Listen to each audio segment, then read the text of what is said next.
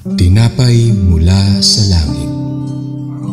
A daily morning devotion with CRC family.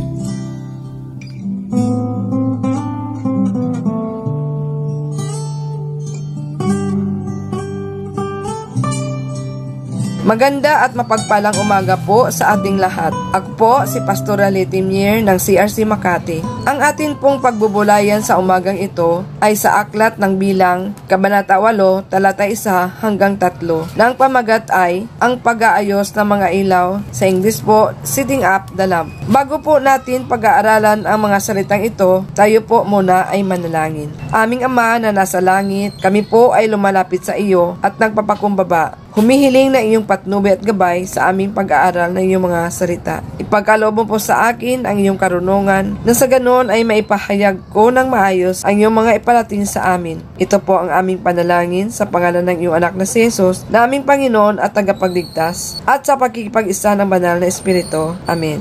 Basahin natin sa talatang 1, sinabi ni Yahweh kay Moises. Talata 2, sabihin mo kay Aaron na pagkasindi ng 7 ilaw, iaayos niya ang mga ito sa ibabaw ng patungan upang magliwanag sa paligid nito. Talata 3, yun nga ang ginawa ni Aaron ayon sa iniutos ni Yahweh kay Moises. Ayon dito sa ating nabasa sa Bilang 8 talata 1 hanggang 3, ang mga salitang ito sinabi ng Diyos kay Moises na sabihin kay Aaron na pagkasindi ng 7 ilaw, iaayos niya ang mga ito sa ibabaw ng patungan para magliwanag sa paligid nito. Yun nga ang ginawa ni Aaron, kaya iniutos ito ng Diyos kay Moises dahil gusto niya na magkaroon ng liwanag sa paligid ng tuldang tipanan. Ano ba ang ibig sabihin ng ilaw sa Biblia? Sa awit 119 verse 105, salita mo'y isang tanglaw na sa akin ay patnubay. Sa landas kong daraanan, liwanag na tumatanglaw. At ayon dito, ito ay nagsisimbolo ng liwanag, ilaw o lampara. At ginagamit ito para sa direksyon o pagtuturo para matanggap at maunawaan ang ayon sa salita ng Diyos. Nang sa ganoon, ang isang tao ay maisa pamuhay ang liwanag at katotohanan na ipinagkaloob sa kanya.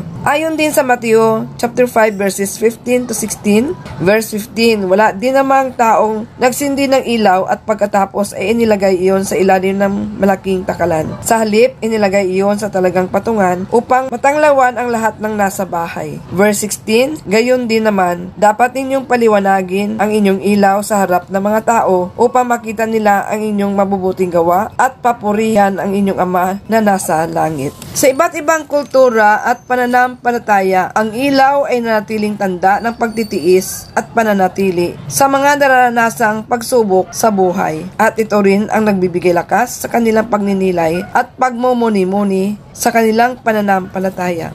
Ano ba ang simbolo ng 7 ilawan? Ito ay nagsisimbolo ng 7 Espiritu ng Diyos ayon sa Revelation o Pahayag chapter 4 verse 5 at sa Pahayag chapter 5 verse 6. Ang layunin ng ilaw o lampara, ito ay aparato sa paggawa ng pag-iilaw at orihinal na sisidlan ng basang-basa na mitsa sa bagay na nasusunog, at ito ay sumindi o gumawa ng ilaw. Para mananatili itong nag-iilaw, kailangang may langis o gas at patuloy na nakasindi. Ang kandila o lampara na walang langis ay hindi na magagamit. So, ganun din sa mga iglesia ng lipunan, sa mga relihiyosong mga tao na walang impluensya ng banal na espiritu ay patay. Sa Pahayag chapter 1 verse 20 ay kumakatawan ng kandelero o lampstand na larawan ng iglesia sa bagong tipan ng pamayanan ng tao na may Diyos. Sa paglarawan ng mga talatang ito, ang prinsipyo ng iglesia mismo ay hindi nag-iilaw sa sanlibutan, ngunit ito ay nagbibigay ng platform para ang liwanag ni Jesus ay makikita. In Matthew chapter 25 verses 1 to 4 shows the virgins have the same beliefs, represented by the lamps they carry with them. The lamps represented the word, the laws, and the statutes of God. 5 of the virgins are foolish, and 5 are wise, showing that the end-time church is composed of 2 types of members. A. The foolish have the word of God but lack a sufficient level of His Holy Spirit, which opens the converted mind to understand and live God's way of life. B. The wise are actively using God's Spirit to enhance their understanding and have sufficient amounts of it to last them.